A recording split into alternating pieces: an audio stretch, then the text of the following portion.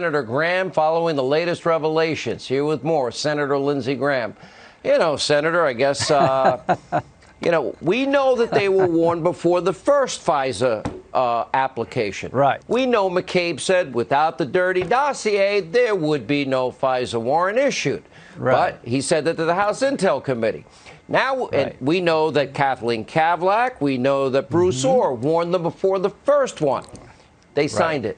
Then we had a subsource in January say, no, that was all bar talk. Right. Now you have a new document, mostly unredacted. There's a little too many redactions for my liking. Tell us what you found. Well, I found a memo that was put together after the interview with the Russian subsource. You said it well, Sean. Without the Russian dossier, they couldn't obtain a warrant. They tried to get a FISA warrant against Carter Page, and it was rejected. They find the dossier, and all of a sudden they get a warrant. Horowitz said without the dossier, there's no warrant. So from January 24th to January 27th, the FBI interviews the Russian subsource who put the dossier together. They created a 40-page memo showing it was a bunch of garbage, not reliable at all. Here's the question. How could it be that they continued to use the dossier in April and June of 2017, knowing that in January the dossier was completely discredited by the person who put it together? Here's the question for me. Did the Intel analyst who wrote the memo tell anybody up the chain, oh, by the way, our case just fell apart?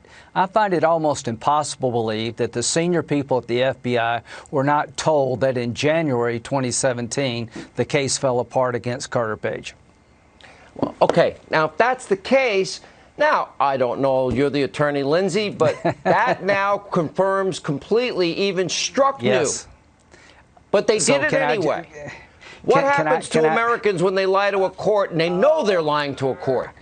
You should go to jail. To get a warrant, the court relies on affidavits signed by law enforcement officials. So on August the 5th, I'm calling Sally Yates. She was the number 2 at the Justice Department. On August the 5th, she will come before our committee, and I appreciate her voluntarily coming. Remember, on January the 4th, 2017, the FBI agents involved on the ground said, let's drop Flynn from Crossfire Hurricane. We found no evidence at all that he was working with the Russians. Let's take him out of the investigation. That's when Strzok tells those people, no, the 7th floor wants to keep going. So the next day, January the 5th, they meet with President Obama and Vice President Biden to continue to surveil General Flynn. And here's what's shocking.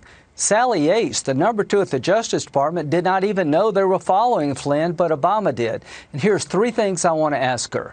If you knew then what you know now, would you have signed the warrant application against Carter Page? Did you hear Joe Biden say, what about the Logan Act when it comes to General Flynn? And is it true that you were surprised the president knew about the surveillance of Flynn and you did not? We already know the answers to all those, Senator Graham. Here's the next step, though, in all of this. We haven't heard it yet. Okay, but we know we already know from what we knew about the January 5th meeting.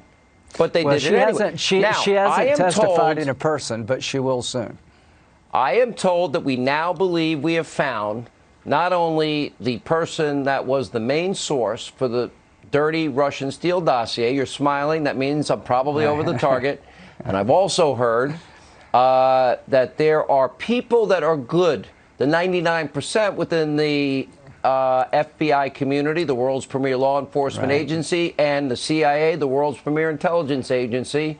The 99% of good people, they're now beginning to talk. And they're beginning to tell about stories that they warned everybody not to do certain things, and they were ignored, which means that's even worse than we thought.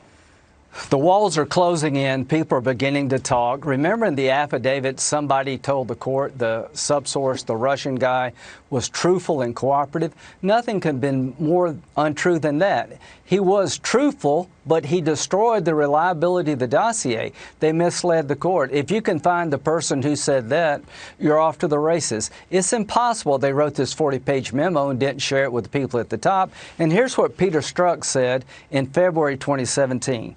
Again, we're unaware of any Trump advisors engaging in conversations with Russian intelligence officials. This is in February 2017. Here's the question. Why the hell was Mueller appointed to begin with? If in February they had no evidence of Trump officials talking to the Russians, working with them, what happened between February and May of 2017? Lindsey Graham. By the way, I'm so sorry to hear. I know Rosie O'Donnell and Barbara Streisand and Hillary Clinton have donated millions to her opponent. I know the people of South Carolina are going to be very influenced by the millions of Barbara Streisand and Rosie and Hillary. I'm really worried about that for you. All right, Senator, thank you. Thank you very much for your concern. Thank you. So concerned. Oh, I'm sweating.